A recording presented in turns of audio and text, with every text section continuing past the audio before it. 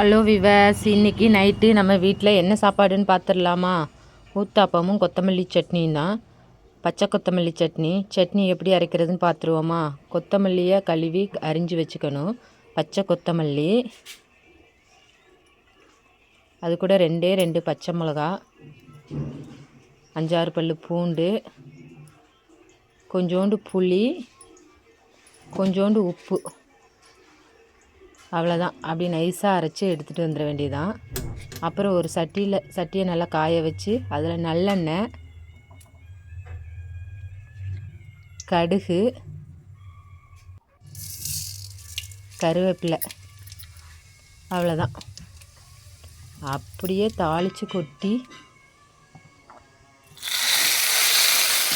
தோசையில் தொட்டு சாப்பிட வேண்டியதான். ரொம்ப அருமையாக இருக்கும் இந்த சட்னி தலைவலி, தலை சுற்றல், வாந்தி, பித்தத்துக்கு ரொம்ப நல்லது. வாரத்தில் 2 நாள் இந்த சட்னி சாப்பிடணும். நீங்கள் கண்டிப்பாக இந்த சட்னியை செஞ்சு சாப்பிடுங்க. சாப்பிட்டுட்டு கமெண்ட்ஸில் சொல்லுங்கள்.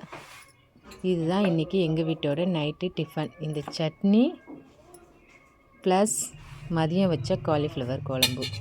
அவ்வளோதான் ஃப்ரெண்ட்ஸ். என்னோடய சேனல் பிடிச்சிருந்துச்சின்னா எனக்கு லைக் பண்ணுங்கள், ஷேர் பண்ணுங்கள், சப்ஸ்கிரைப் பண்ணுங்கள் ஃப்ரெண்ட்ஸ்.